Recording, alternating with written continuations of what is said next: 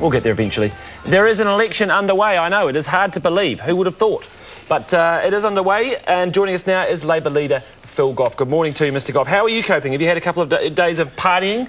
Look, like most New Zealanders, I feel, it's been a really hard weekend, and I'm going back to work now to relax for the rest of the week. No, it was a great weekend, although I've got to say, the nerves on Sunday night, just sitting there in the stadium, and it was almost tangible. People were willing the All Blacks, don't let them get a penalty, keep hold of the ball, and we're all counting down those last couple of minutes. But hey, they've proved what we knew all along. We've now got the title to show that we are the best rugby team in the world. I mean, a lot of people say, this make it easier for the government to win the election or whatever. But do you think that it actually can actually change the way New Zealanders view themselves, just a little smidgen maybe into the future? I thought for a few minutes there at the game, my God, what is this city going to be like if we don't win? I mean, it would have been dreadful. That's what you're thinking about. Most of us are only just recovering from Cardiff in 2007. So this was the chance to get it back on the French. And look, all credit to the French. They played out of their skins. We didn't expect them to be that good, and they were bloody good. And I'd said just before the match, I said, look, I reckon we're going to win by 20 points, but hey, if we win by 1, that'll be enough. So maybe I put the mocker on it.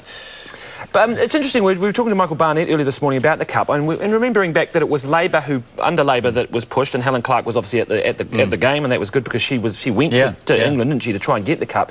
It's almost beyond politics in some ways, but the success of the tournament in some ways is about New Zealand rather than politics. These are long-term things. Yeah, and the success was on a whole lot of levels. I saw it in my electorate, with all of the flags up and the Tongan, the Samoan flags. Everybody was there. There was that sense of excitement.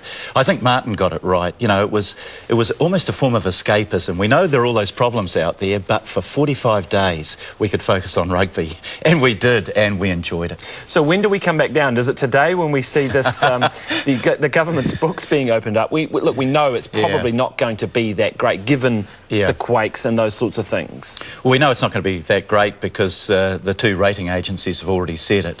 We've been downgraded for the first time in 13 years, and that means that the credit rating agencies don't think that we're as credit worthy as we used to be.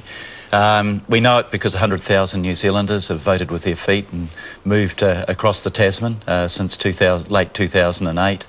And we know we've had the highest cost of living increases in 21 years. So we'll be watching those figures anxiously, but we've got to take the hard decisions. I think that's the guts. Well, hard decisions could be, can you, we've heard talk that maybe you've got a compulsory super scheme in the wings or something. I don't know whether you can tell us this morning or not. Not quite? Not quite going to break it on breakfast. Sorry, Feel free, go right ahead. But no, that's fine. But let's talk about what's behind it. You've got to look at the books, right? Yeah. But would you'll have to make changes, won't you, if the books are worse than they are? Those are tough decisions for you to make too. But we've already started doing that. It's not about making the soft decisions for today and, what's going to happen in the next 4 weeks and give everybody a feel-good feeling, things will be all right. It's actually about fronting up to the challenges for the future. We know that we've got too high a debt and too low a rate of savings. So we've got to tackle that. Labor's already tackled that, talking about a capital gains tax. Nobody wants to go into an election saying, hey, there's going to be a tax. But if we want to pay down our debt, keep our assets, and give most New Zealanders a bit of a tax break, the people that have been struggling, you've got to have something like a capital gains tax. And for savings policy, we've got to think about tomorrow. When I retire, the number of people going into retirement will be double what it is now.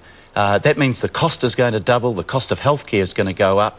We've got to think about tomorrow, we've got to think about our kids. Have you looked at the issue of, have you sort of gauged whether New Zealanders are open to the idea of compulsion in savings? I mean, have you actually explored that? Do you think, is it your instinct that they are ready? Well, that's a leading question. No, because you have to, whether you do it or not. I'll tell you what the feedback I get. I talk to the Australians and I say, why is it that Australia has done better than New Zealand? And most people say, oh, minerals.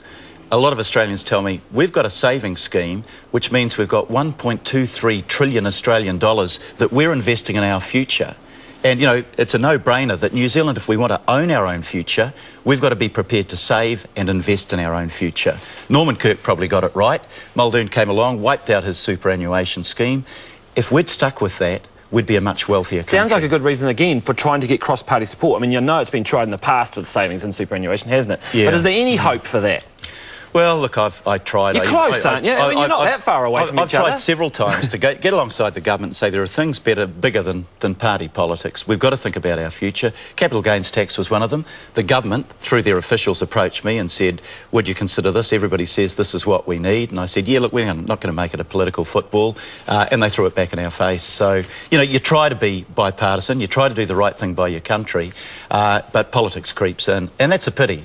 You know, I really think this election has got to be about our children, our future. It can't be about the next 4 weeks and it can't be about the next 3 years. We've got to look beyond that. All right, Labour leader Phil Goff, thank you very much for your time. Thanks, Corin.